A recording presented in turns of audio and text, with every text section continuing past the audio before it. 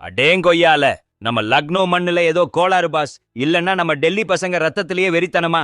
ஆமா பாஸ், லக்னோவும் டெல்லியும் ஒன்னா சேர்ந்தாலே ஏதாவது கலாட்டா ஆகிடுது. போன தடவை நம்ம டெல்லி சிங்கம் விராட் கோலி லக்னோ போனப்ப நவீனுல் ஹக்கோட சண்டை வந்துச்சுல்ல. இந்த தடவை நம்ம டெல்லி பையன் டிவிக்னேஷ் ராத்தி லக்னோவுக்காக விளையாடுறவரு நம்ம அபிஷேக் சர்மா கிட்ட மாட்டிக்கிட்டாரு பாருங்க. சும்மா சொல்லக்கூடாது, பெரிய ரணகளம் ஆகிடுச்சு. சில பேர் சொன்னாங்க இது கொஞ்சம் ஓவரா இல்லன்னு.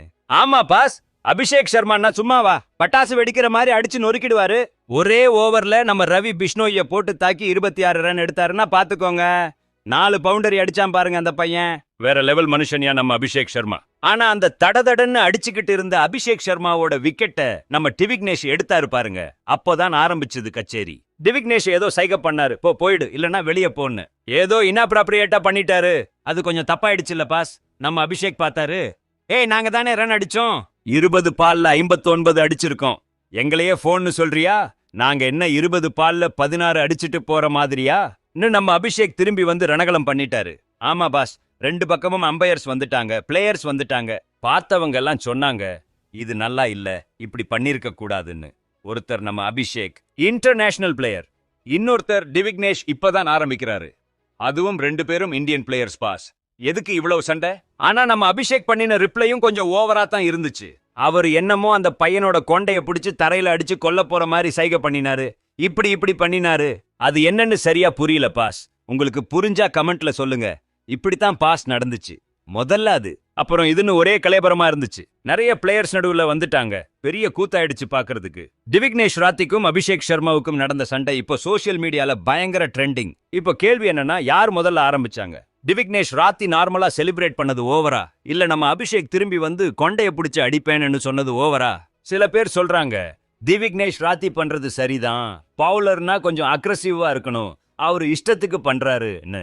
இன்னும் சில பேர் சொல்றாங்க டிவிக்னேஷ் ராத்தி கொஞ்சம் அடக்கி வாசிக்கணும், இது கொஞ்சம் ஆட்டிடியூடா இருக்கு, இப்பதான் ஃபர்ஸ்ட் சீசன்ல வந்திருக்காரு, எதுக்கு இவ்வளவு பந்தா? நோட்புக் பேஜஸ் எல்லாம் முடிஞ்சு போச்சு, விக்கெட் விழுகலையாம்னு வேற சொல்றாங்க. சில பேர் சொல்றாங்க இல்ல பாஸ், அதுவும் சரிதான், பவுலர் கொஞ்சம் அப்படி இப்படி பண்ணதான் செய்வான், ஐபிஎல்னா என்டர்டெயின்மெண்டா இருக்கணும். அபிஷேக் அவுட் ஆனதும் அந்த பையன் சைகை பண்ணினாரு, பண்ணிட்டு போயிருக்க வேண்டியதுதானேன்னு சில பேர் சொல்றாங்க.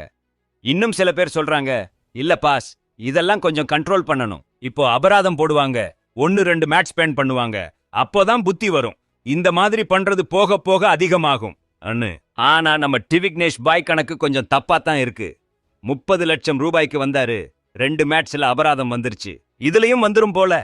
அவர் கணக்கு சரிதான் பாஸ், வெட்டிக்கோங்க, எவ்வளவு வெட்டணுமோ. காசு சம்பாதிக்க வரலையாம் அவரு.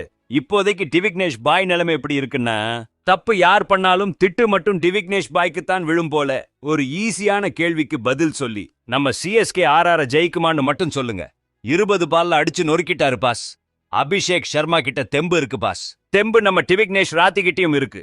அவர் தான் ரொம்ப சக்சஸ்ஃபுல் பவுலரா இருந்தாரு. சில பேர் சொல்றாங்க இதே மாதிரி நம்ம விராட் கோலியோட பண்ணிருந்தா என்ன ஆகி இருக்கும்னு நினைச்சு பாருங்க. ஆனா விராட் கோலி முன்னாடி பண்ண மாட்டான் பாஸ். யார்கிட்ட சண்டை போடணும்னு அவனுக்கும் தெரியும். நம்ம வயசு பசங்கன்னா சரி, விராட் கிட்ட எதுக்கு வம்பு? சில பேர் சொன்னாங்க டிவிக்னேஷ் பாய் போற போக்குல 2-4 கோடி ஃபைன் கட்டுவாரு போலன்னு. ஆனா 2 பக்கமும் பேலன்ஸா பேசுறவங்க என்ன சொல்றாங்கன்னா, செலிப்ரேஷன் ஓகே தான், ஆனா சில நேரத்துல கொஞ்சம் அடக்கி வாசிக்கணும், இல்லன்னா பெரிய கரியர்ல பிரச்சனை வந்துரும். ஆனா டிவிக்னேஷ் நல்ல பவுலர் பாஸ், அதுல எந்த சந்தேகமும் இல்ல. எஸ்ஆர்ஹெச்க்கு எதிரா முதல் மேட்ச்ல 37 ரன்னுக்கு 2 விக்கெட் எடுத்தாரு. அதுக்கப்புறமும் நிறைய மேட்ச்ல நல்லா போட்டாரு. ஒரு விக்கெட் 30 ரன்னா ஓரளவுக்கு நல்லா தான் போட்டாரு. இந்த மேட்ச்லயும் பரவாயில்ல. ஓவராலா அவரு ஒரு நல்ல பவுலர்.